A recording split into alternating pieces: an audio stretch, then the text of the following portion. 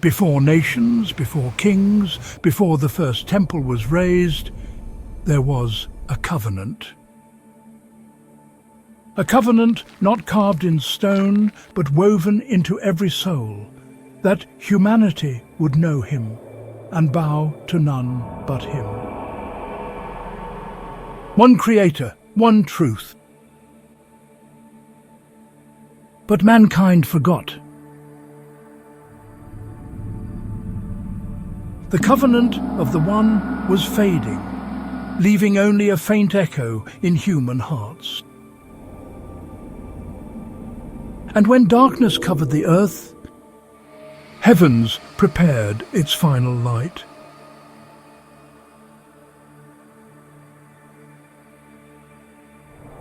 Muhammad. Muhammad.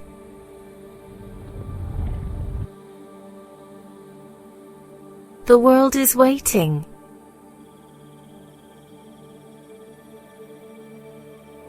Yet the call of heaven could not pierce the earth, veiled by the darkness that filled human hearts.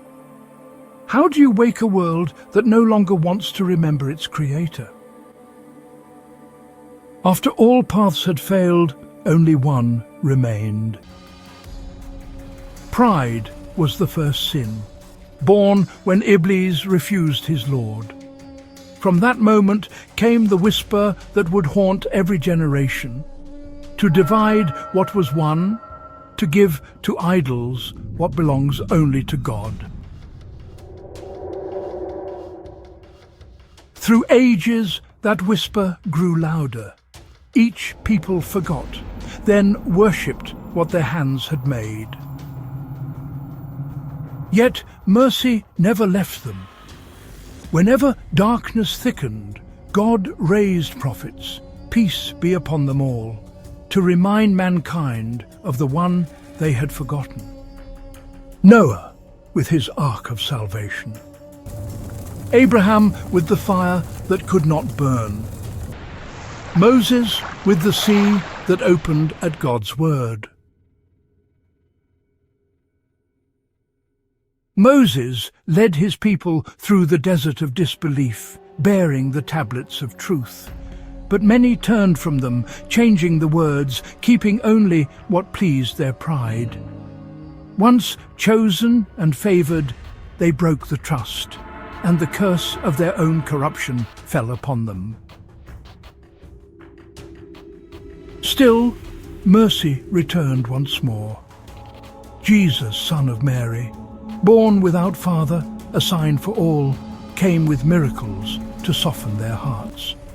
He healed the blind, raised the dead by God's permission, and called them back to the path of Moses and Abraham. Worship your Lord and my Lord. But many among them denied him and plotted against him, so God raised him to himself, leaving the proud to their confusion. Then generations passed, and because he had no father, they turned the miracle into myth, raising the messenger, making him a god beside God. The truth of one became three, and the word servant was replaced by the idea of a divine son.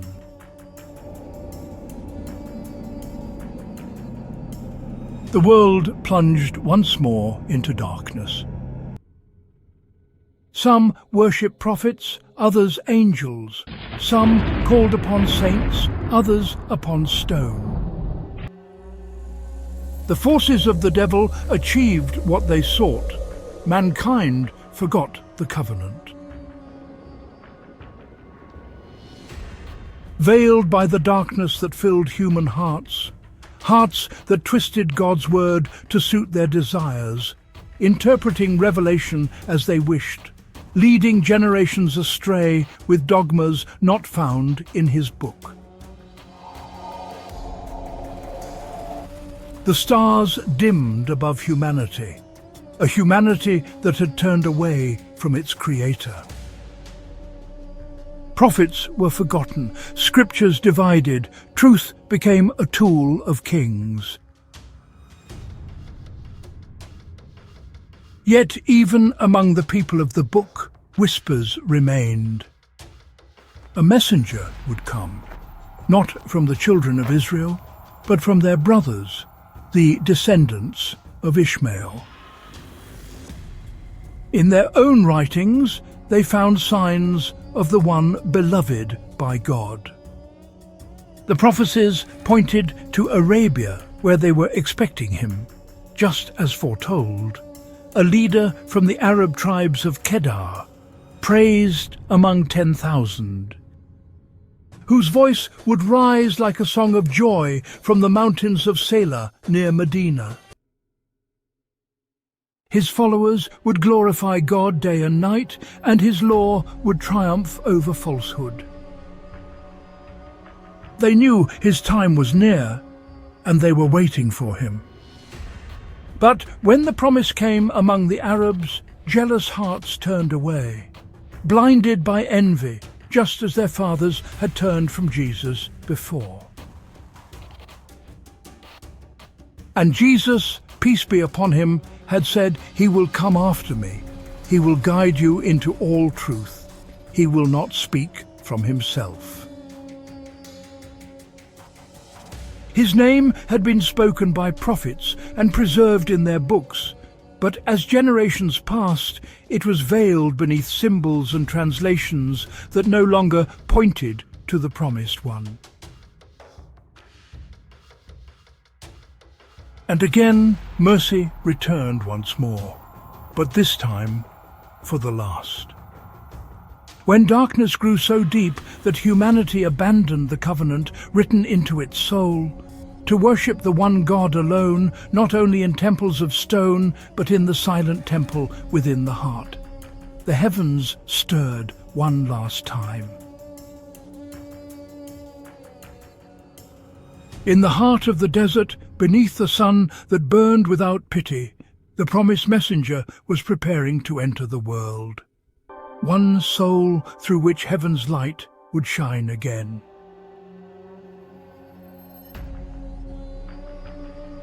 This was written in the books of God. The final mercy and favor to the worlds was about to begin. Through the eyes of Prophet Muhammad, peace and blessings be upon him, we begin the journey of the final message to humankind.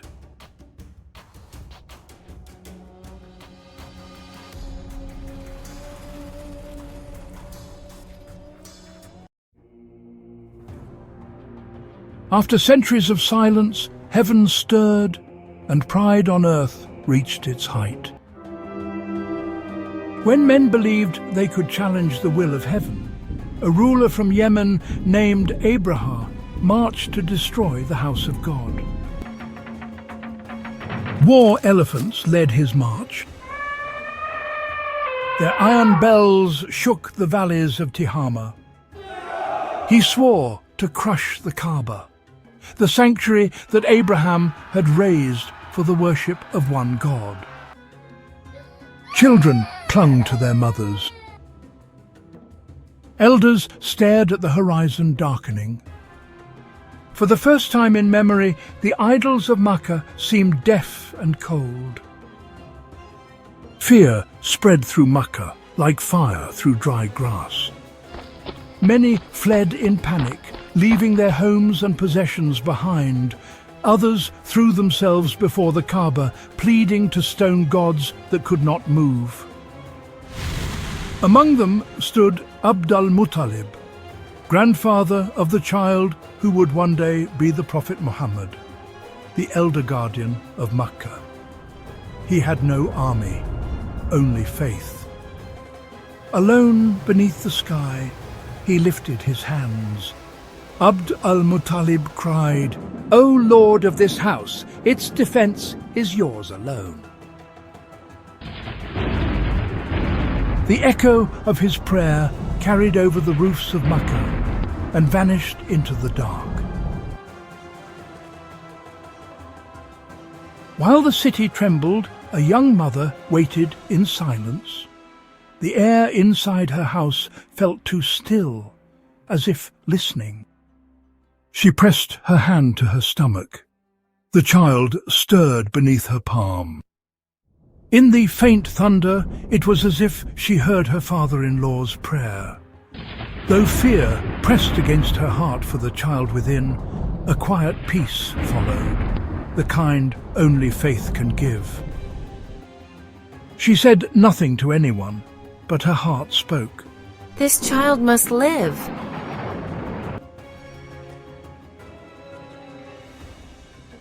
The lead elephant took its step, then halted. No spear, no shout, no lash could drive it forward.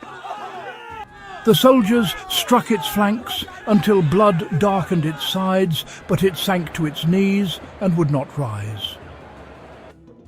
The desert sky turned heavy, as if waiting for a command. Out of those clouds came movement, an endless weaving of wings. The flocks poured across the horizon like rain made of light. No sword, no empire, only a sky filled with wings. They circled once, and the army that had filled the valley began to scatter.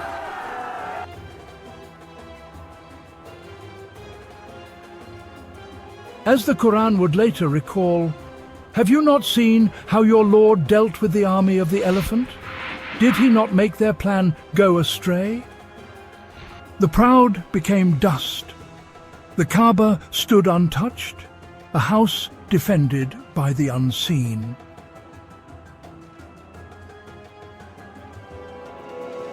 Even those who denied God knew the sign was not of men. The house of God had been defended by heaven, and that year would be remembered forever, the year of the elephant. In that same year, in that same city, mercy entered the world. His mother, Amina bint Wahb, felt a peace unlike any she had ever known, and she named him Muhammad, the praised one. The prophecies written in the earlier scriptures had now been fulfilled. No thunder, no flame, only a mother's tears, as the mercy long promised to the world returned at last. That night, people would later say they saw a light rising from Mecca, as if the dawn had come early, and the unseen world rejoiced, for a promise long kept was awakening. He would raise the weak, free the oppressed, bring comfort to the suffering, and extend his hand to the sinner. Through him, God's mercy would return to human hearts, and hope would rise where despair once lived. From that cradle, light spread beyond the sands of Arabia, a light that would never fade. Though he was mercy to the worlds, the child who carried that light would walk one of the hardest paths ever written for any man.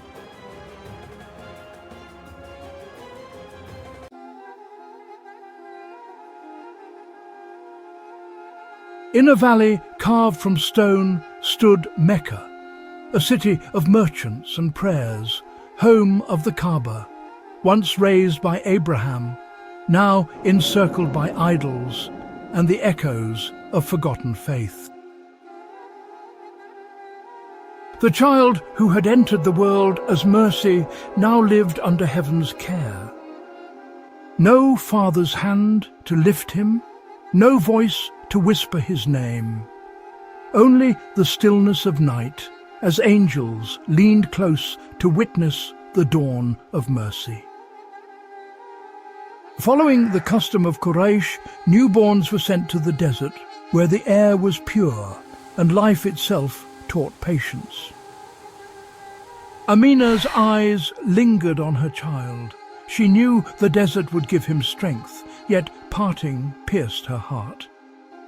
In her pain, she turned to her Lord, accepting that the child would soon be far from her arms.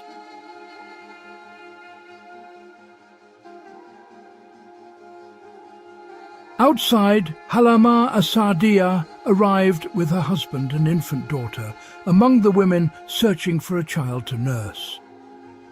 After walking the streets of Mecca again and again, they lost all hope. Then, in her quiet despair, the little girl tugged at her mother's sleeve, as if guided toward the house where mercy waited unseen.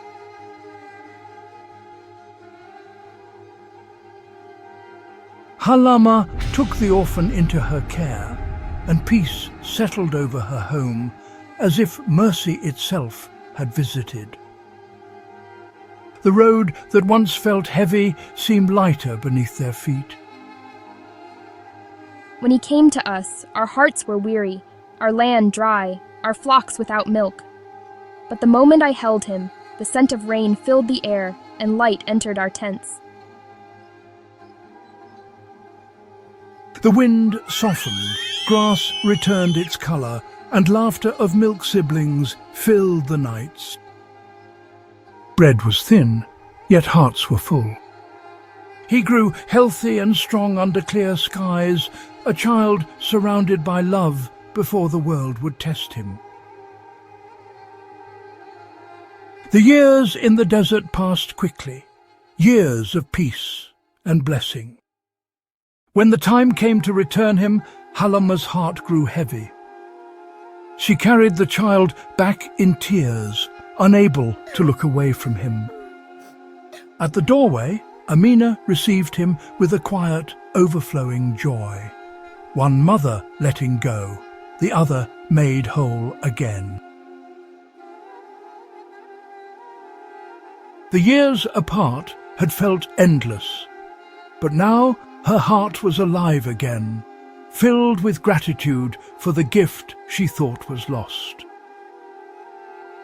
When the boy was around 6 years old, she took him across the desert to show him the resting place of the father he never knew, as if love could reach across the years that separated them. But Allah's decree was different. On the journey back, her strength began to fade beneath the desert sun, and the mother who carried him through every sorrow returned to her Lord. A mother and son parted once more, this time until the hereafter. No father, no mother, only the wind, the sand, and a child, small beneath a silent sky. Like those before him, his story began in hardship and loss. Moses was set adrift upon a river. Joseph was cast into a well. And Jesus was born to a mother accused and alone. Each began with loss, so that every heart in sorrow would know that heaven sees. And now, beneath that same sky, another child was chosen. Allah placed him under the care of a protector who loved him deeply, granting him a seat among the elders, even as a small child. Abdul al-Muttalib's heart clung to the boy as to a final blessing. He saw in him a calm beyond his years, as if the light of mercy had already chosen him. When others objected, the old man said, "Leave him. Destiny has placed him here." He would watch him for hours, as if fearing the day he could no longer protect him. In the shadow of the Kaaba, a boy listened in silence, while destiny began to stir beneath that sacred shade. 2 short years later, the warmth of his grandfather's embrace faded. At 8 years old, he stood once more beside a grave. Every embrace turned to dust, every love slipped away. But through each loss, divine love drew nearer.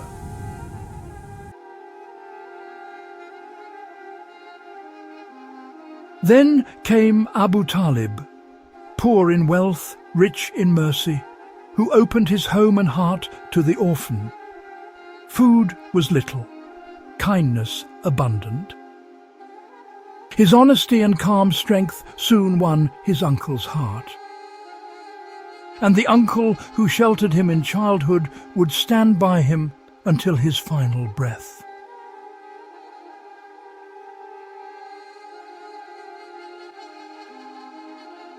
When he was about 12, his uncle Abu Talib took him on a caravan bound for Syria.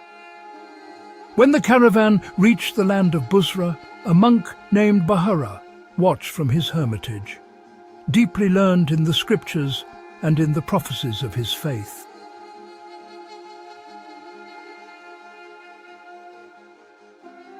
As the caravan moved beneath the blazing sun, he saw a cloud following its path, shading them.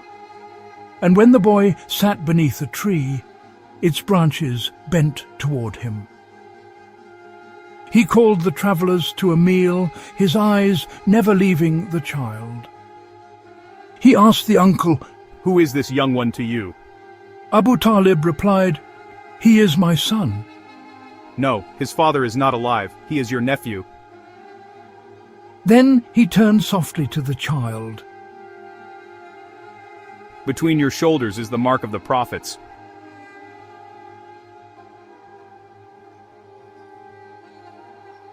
The monk recognized in him the messenger foretold in the earlier scriptures, long awaited by the people of the book. "Take him back to Mecca. There are those who know these signs, but envy blinds their hearts. If they learn who he is, they will try to harm the boy."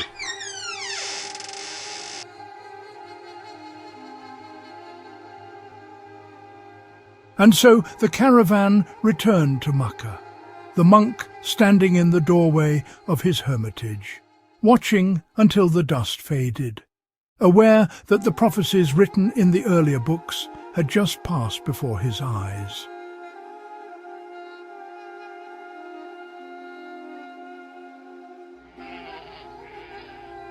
He became a shepherd, his footsteps tracing the hills of Mecca, a boy alone with his flock beneath burning suns and endless horizons.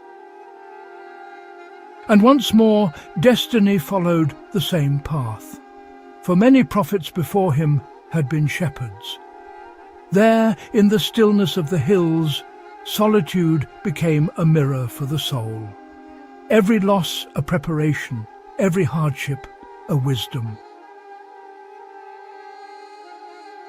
Years passed in silence.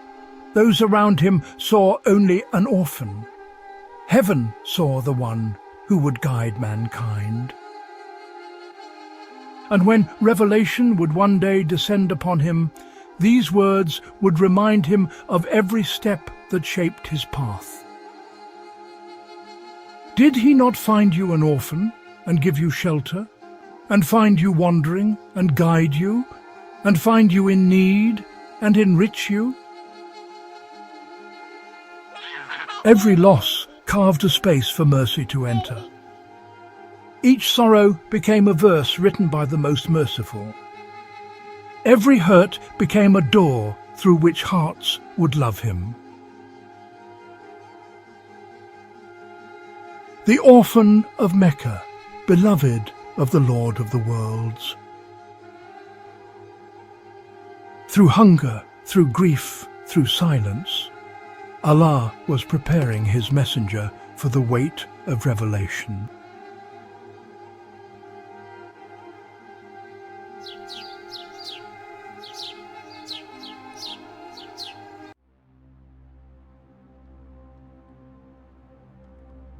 From orphan child to young man, Prophet Muhammad, peace and blessings be upon him, grew beneath the scorching sun of Arabia. He carried no armies, no throne, no wealth, only a name heavier than all, al-Amīn, the trustworthy. In the markets of Mecca, merchants cheated scales, swore false oaths, and crushed the weak. But when others took, he returned what was not theirs. When others deceived, he stood in truth, every deal honored, every trust fulfilled. His word gave safety, his presence brought calm. He sought no followers, yet hearts followed him. He spoke few words, yet truth walked with him. Even those far from faith trusted his honesty. The fragrance of his honesty spread through every street of Mecca.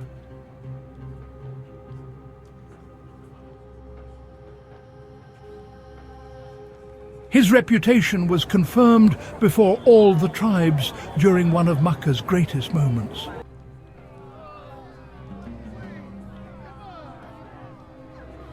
When the Kaaba was rebuilt and the chiefs disputed who would place the black stone.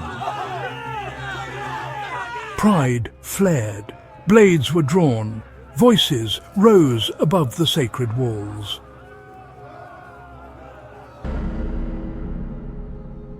When Muhammad arrived, all the tribes were pleased for him to judge between them. He called every tribe to share in the honor, spreading his cloak on the ground, placing the stone at its center, and asking each chief to lift a corner. Then, with his own hands, he set the sacred stone in its place. The crowd fell silent. Every elder saw what leadership without pride looked like.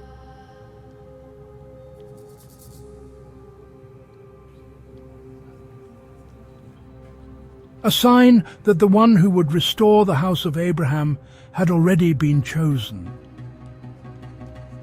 As Abraham had raised the house, he was chosen to restore its meaning, not with stone and mortar, but with truth that would outlast both.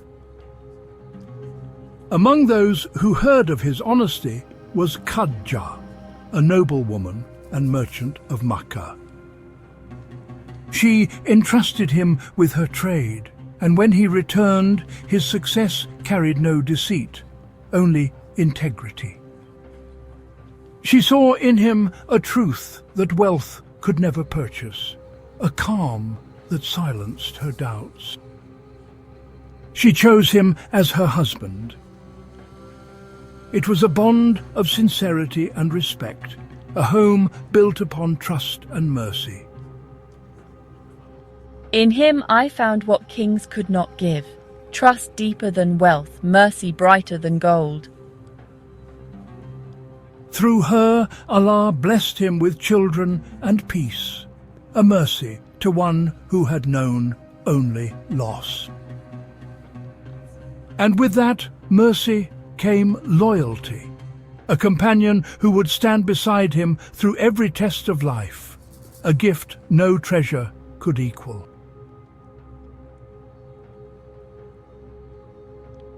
Yet around him, Mecca drowned in idols.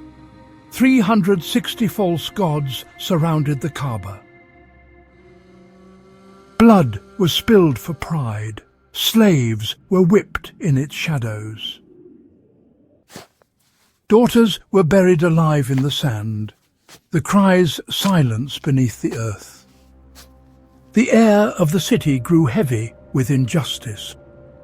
Stone eyes stared without life, and the sound of prayer was lost in the noise of trade. Yet one heart among them still remembered the covenant, still heard the silence beneath the noise. Each time he passed the Kaaba, he paused, not to bow to idols, but to gaze upward, as though his soul remembered a purity the city had forgotten.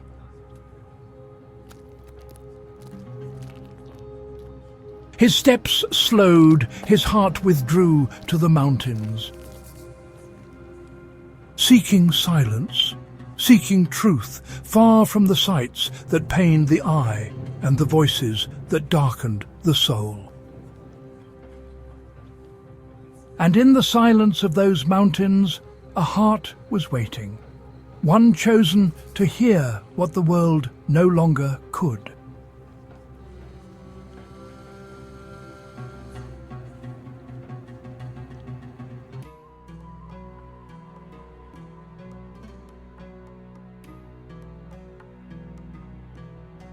The mountain of Hira stood silent, its stones older than memory, its air heavy with stillness. Within its hollow, a man prayed alone. Night after night, he climbed above the noise of Mecca, seeking truth, seeking peace, seeking the voice that had once spoken to Abraham. Only the beat of his heart and the whisper of wind against stone. While the world slept, one heart stayed awake, listening for an answer in the dark. Then a presence filled the cave, a light unlike any in this world.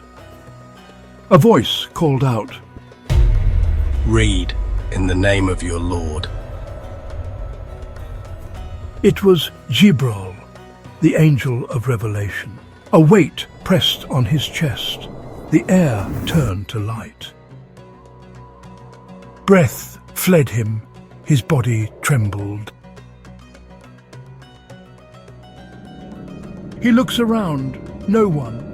Only darkness alive with a voice not of this world. These were the first words of revelation, the moment when fear became faith. Read in the name of your Lord who created man from a clot. Read, and your Lord is the most generous. He thought, why me? I cannot read. Yet the one who chose him required no letters, only a heart ready to carry truth. If we had sent down this Quran upon a mountain, you would have seen it humbled, torn apart from the fear of Allah. But it was not sent to mountains. It was sent to one trembling heart.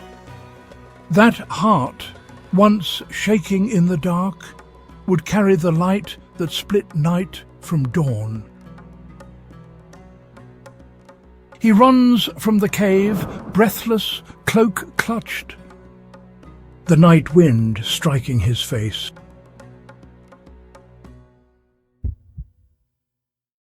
"Cover me! Cover me!" his voice breaking beneath the unseen weight.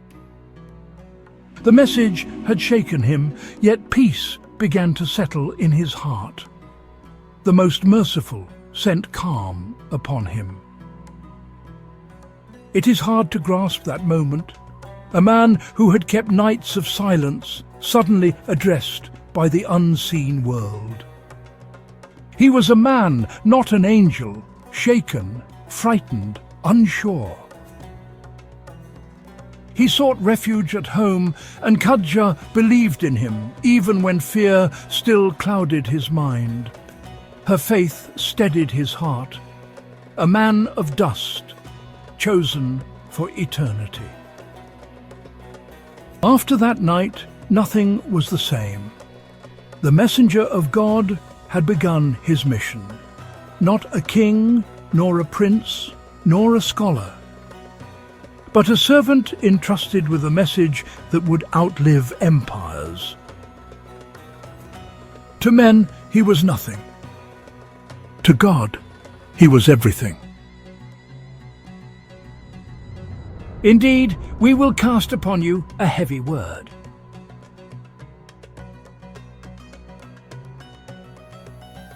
Every trembling breath, every tear, was known to the one who chose him, and each tear became a mercy for those who would follow.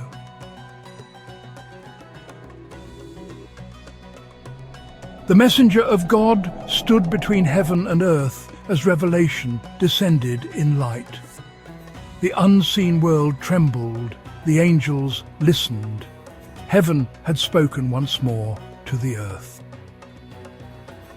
No word would ever follow it. No dawn would ever outshine it. Only the mercy carried in his heart until the end of time.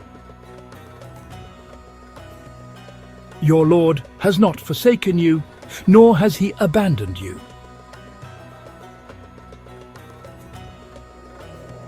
Who is this man the world once forgot, whom heaven remembered? He is Prophet Muhammad, sallallahu alaihi wasallam, the last messenger, mercy to the worlds. The orphan, once shaped by solitude, was now entrusted with the heaviest word in history, the final message of God for all humankind. From that night onward, the ancient promise was fulfilled, the chain of revelation restored, and the mercy long awaited returned to the earth, for Allah never breaks his promise. The silence of Hira faded behind him. The word could no longer remain in the mountain. It had to reach the world that had forgotten its creator.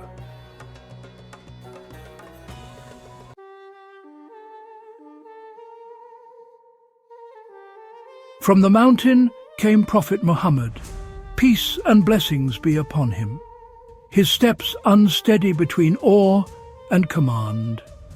No crown, no followers, no rest, only the weight of a voice that said, "Rise and warn." The wind of Hira still clung to his cloak as he descended toward the city. He carried the word of God to a people who carved their gods from stone and raised partners beside the one without partner. For the first time, the Alis of Mecca heard verses carried on a human breath. Those who had once trusted him now drew back in fear. Truth disturbed comfort. Faith exposed pride. The one they called al-Amīn, they now called a liar. How heavy is truth when freedom demands surrender? How lonely the messenger when familiar faces turn away and mankind hides from the light he carries. He walked among the mockers with patience and mercy. Every insult deepened his resolve. Every rejection became a wound turned into prayer. From that day, his path would know hunger, exile, and wounds, but never hatred. He answered cruelty with supplication and betrayal with forgiveness, carrying a mercy that refused to die, even when hearts around him hardened. And as his heart grew firmer in mercy, the city around him began to change. The streets that once echoed with trade now trembled with revelation. This was Prophet Muhammad. Peace and blessings be upon him. Mercy to the worlds, though the world repaid him with scorn. The struggle began, not with swords, but with words. Words that crossed deserts, hearts and centuries. Words that shook thrones and outlived empires. And still they call across the ages, to every soul that yearns for truth. At night, torches dimmed and the city slept. In hidden courtyards, a few believers gathered, whispering verses that felt like fire and rain. A handful of souls began to change the course of humanity. The mountain was silent now, but its echo moved through every heart that believed. The call had begun, and the world would never be the same. When this journey continues, we will walk beside him as revelation confronts power, tribe and pride, and watch through his eyes how a few believers reshape the story of the world. Join the journey. through Muhammad's eyes.